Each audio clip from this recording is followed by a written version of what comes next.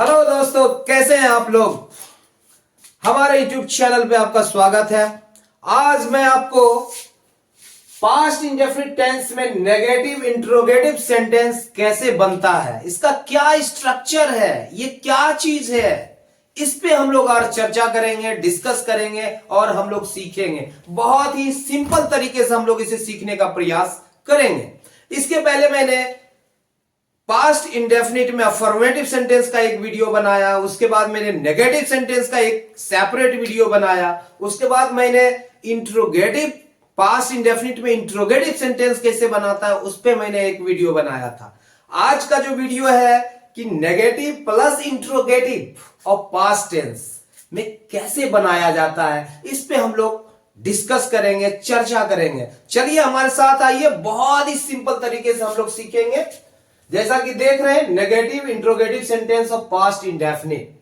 आपने अगर past indefinite का अफर्मेटिव सेंटेंस नहीं देखा है, अगर नेगेटिव सेंटेंस आपने नहीं सीखा है, अगर इंट्रोगेटिव सेंटेंस आपने नहीं सीखा है, तो ये समझने में आपको दिक्कत होगी। तो अगर ये आप देख रहे हैं तो इसके पहले आपको अफर्मेटिव सेंटेंस का स्ट्रक्चर समझो, चूंकि वो बेस है। इसके बाद नेगेटिव सेंटेंस समझो, उसके बाद इंट्रोगेटिव सेंटेंस समझो। ये तीनों मिला के यहां पर है, इसलिए ये मिक्स है तीनों यहां पे। जब उसको हम समझेंगे तो ये समझना हमारे लिए आसान हो जाएगा। तो चलिए इसे हम अभी तो मैं इसके हिसाब से समझाता हूं, मैं कोशिश करूंगा कि बेस भी समझा दूं और फिर इसको भी समझा दूं। खैर, तो इसका स्ट्रक्चर ये होता है कि did plus subject plus not plus V1 के बाद ऑब्जेक्ट या अदर वर्ड्स भी हम ऐसे लिखते हैं। हम यहां डिड की जगह डिड नॉट भी लिख सकते हैं। अगर डिड नॉट पहले आएगा तो यहां पर नॉट का प्रयोग नहीं होगा सब्जेक्ट के बाद।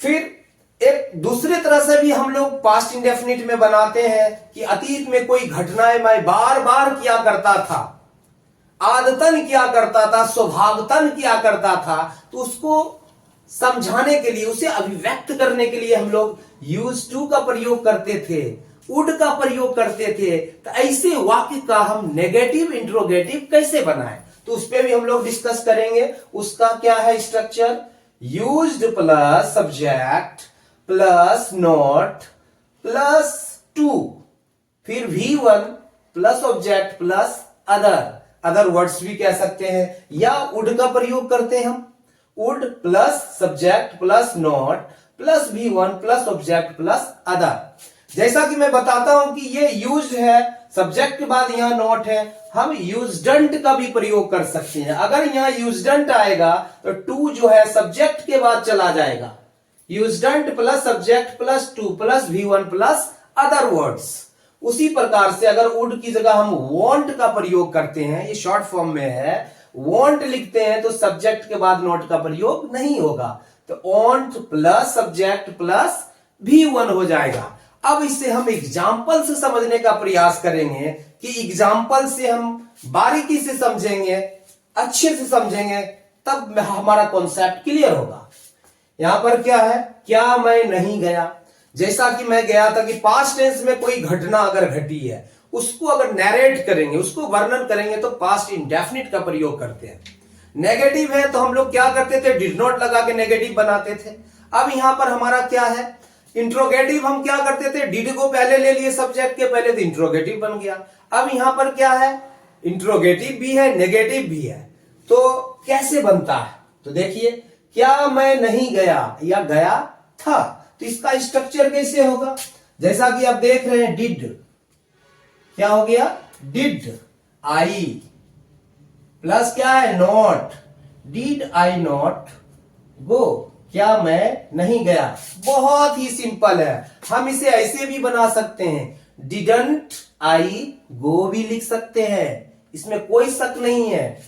मैं एक एग्जांपल दे रहा हूं, बार बार वो नहीं लिखूंगा, लेकिन आपको समझा रहा हूं। डिडंट आई गो, क्या मैं नहीं गया या क्या मैं नहीं गया था। ठीक है, क्लियर। अब आगे देखिए, क्या मैं नहीं गया या क्या मैं नहीं गई, दोनों का एक ही तरह से बनेगा। क्योंकि इंग्लिश में हिंदी की तरह पुल्लिंग के लिए अलग, स्त्रीलिंग के लिए अलग वाली बात नहीं है। वो स्त्रीलिंग हो या पुल्लिंग, आई ही होता है।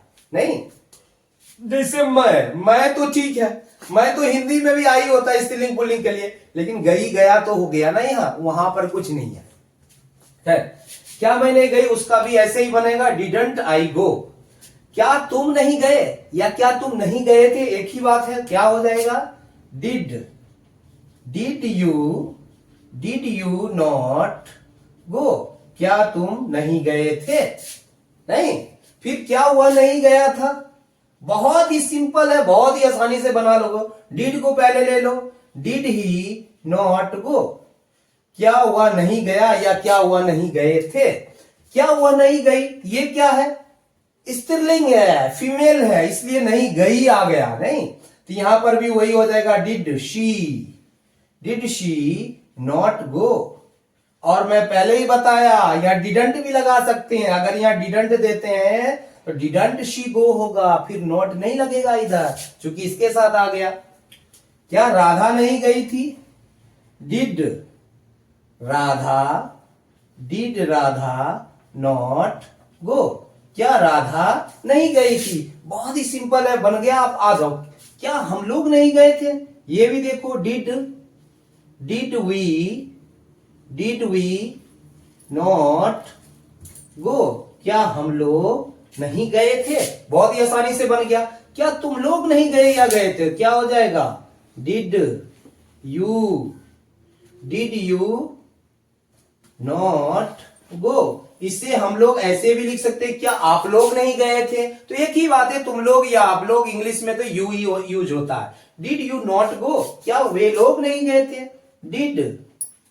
डिड दे नॉट गो, क्या वे लोग नहीं गए या गए थे। क्या राम और श्याम नहीं गए थे, एक से ज्यादा नाम है, तो क्या हो गया, did Ram and Shyam not go, बहुत ही सिंपल है। क्या लड़के नहीं गए थे, क्या हो जाएगा, डिड बॉयज नॉट गो, क्या लड़के नहीं गए थे। मुझे लगता है कि बहुत ही आसान है, एक बहुत ही कॉमन चीज है कि अब डिड सब जगह डिड का प्रयोग किया जा रहा है। जहां डिड है इसका मतलब है पास्ट इंडेफिनिट है, और नॉट हम सब्जेक्ट के बाद नॉट लगा रहे हैं। अगर हम डिडंट करते हैं तो सब्जेक्ट के बाद नॉट नहीं लगेगा, बहुत ही आसान है बनाना, नहीं। तो मुझे लगता है ये कॉन्सेप्ट क्लियर है आपका। आप इस पे चाहो तो बार बार प्रैक्टिस करो, I we you he she they, नहीं, एक नेम दो नेम, एक से ज्यादा लोग के साथ किस तरीके से प्रयोग होता है, बार बार इसका खुद से स्ट्रक्चर बनाओगे, खुद से इमेजिन करोगे। मैं हर बार बोलता हूं, हर वीडियो में बोलता हूं कि आप कोई भी वर्बियल वर्ड उठा लो, उस वर्बियल वर्ड से आप खुद से स्ट्रक्चर बनाओ, इस टेंस के अंतर्गत नेगेटिव प्लस इंट्रोगेटिव बनाओ, तो आप इसे आसानी समझोगे। तो ये स्ट्रक्चर आपको बेहतर समझ में आएगा और कॉन्सेप्ट बनाने में आपको मदद मिलेगी। एक और बात है कि पास्ट इंडेफिनिट में एक और भी स्ट्रक्चर बनता है, जहां पर हम बता दें किसी भी कार्य, जो कार्य बार बार घटित होती थी या जो कार्य हम लोग बार बार करते थे पास्ट टेंस में, उसको कैसे नरेट करेंगे। जैसे इस बात से पता चलता क्या मैं नहीं जाया करता था, यहां से हमें पता चलता जाने के बाद रेगुलरिटी की बात कर रहे हैं। क्या मैं बार बार नहीं जाया करता था, कहने का तात्पर्य यह है कि कोई काम हम कई बार करते थे उसको, अगर इस तरह की बात होती है, ऐसा भाव व्यक्त होता है, तो हम वहां यूज टू का प्रयोग करते हैं। तो इसका नेगेटिव प्लस इंट्रोगेटिव भी बनाएंगे तो वही होगा, सिर्फ उसका पहले मैं वीडियो में बता चुका हूं कि इसका नेगेटिव और इंट्रोगेटिव कैसे बनता है। तो यहां पर सिर्फ तो हमें क्या करना है, नॉट का यूज करना है, इंट्रोगेटिव ऐसे यूज होना है, तो उसी को पकड़ेंगे और आसानी से बन जाएगा। तो अब देखो ये कैसे बनता है। जैसे यहां पर एक क्या मैं नहीं जाया करता था, तो कैसे बन जाएगा, यहां दो तरह से बनेगा। एक तो होगा यूज्ड, नहीं, used I not to go, used I not to go, क्या मैं नहीं जाया करता था। इसको और भी दूसरे तरीके से बना सकते हैं। कैसे बना सकते हैं हम लोग? क्या मैं नहीं जाया करता था, हम लोग ऐसे भी बना सकते हैं, वुड आई नॉट गो। क्या मैं नहीं जाया करता था, ऐसे भी बना सकते हैं। वैसे क्या हुआ, रोज मंदिर नहीं जाया करता था, तो क्या हो जाएगा, इसको हम लोग ऐसे ही बनाएंगे, दोनों तरह से बना सकते हैं। Used he not to go to the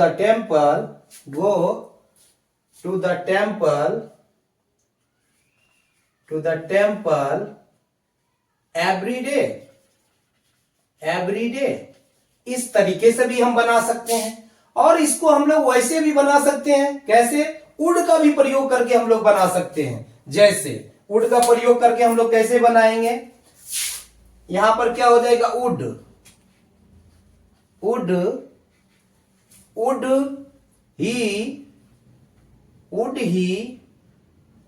wood he not go to the temple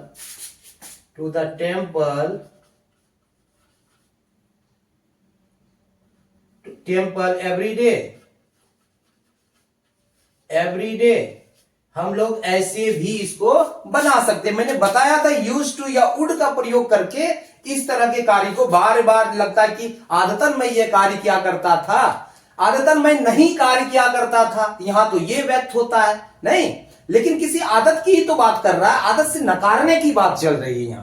अब क्वेश्चन भी कर रहा है, प्रश्नवाचक, चूंकि ये एक प्रश्नवाचक है, प्रश्न पूछने वाला सेंटेंस है नहीं, क्या आप ऐसा अतीत में करते थे क्या, इस तरह का भाव है। तो हम यहाँ वुड का भी प्रयोग करते हैं, यूज्ड टू का भी प्रयोग करते हैं। वैसे क्या हम लोग नहीं खाया करते थे, इसे हम ऐसे भी बना सकते हैं, used we not to eat. क्या हम लोग नहीं खाया करते थे, या इसको हम ऐसे भी बना सकते हैं, वुड वी नॉट ईट। यहां पर मैं एक मिस्टेक किया हूं, क्योंकि यहां पर खाने का है तो मैं गो लिख दिया हूं। यहां पर use we not to eat होगा, वुड वी नॉट ईट, क्या मैं नहीं खाया करता था, ऐसे भी बनेगा। क्या वे लोग नहीं दौड़ा करते थे, तो ऐसे भी बन सकता है, used they not to run.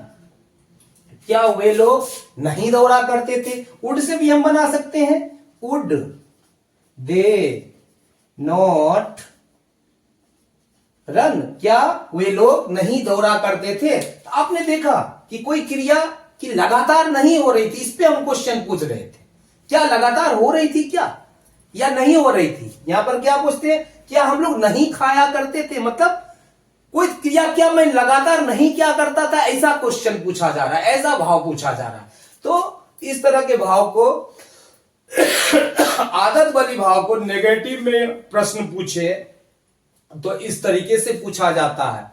लगातार वाली को यूज टू से यूज्ड को हम पहले ले लेते हैं। इसे हम ऐसे भी बना सकते हैं, जैसा मैं स्ट्रक्चर बनाया हूं कि वॉन्ट आई गो भी हम लिख सकते हैं, नहीं, जैसा हम यहां दिए वॉन्ट प्लस सब्जेक्ट प्लस भी वर्ब, नहीं, यहां पर हम लोग ऐसे भी लिख सकते हैं, वॉन्ट वी ईट। क्या हम लोग नहीं खाया करते, ये शॉर्ट फॉर्म में है। वुड की जगह वॉन्ट का भी प्रयोग कर सकते हैं, यूज्डंट का भी प्रयोग कर सकते हैं। हमने यहां दिया कि यूज्डंट अगर लगाते हैं, यूज्डंट आई टू गो हो जाएगा, फिर यहां पर क्या हो जाएगा, usedn't he to go to the temple every day, नहीं, इस प्रकार से यहां भी हो जाएगा, यूज्डंट दे टू रन। क्या हुआ, क्या वे लोग नहीं दौड़ा करते थे, या वॉन्ट दे रन, क्या वे लोग नहीं दौड़ा करते थे, ऐसे भी हो जाएगा, वॉन्ट दे रन,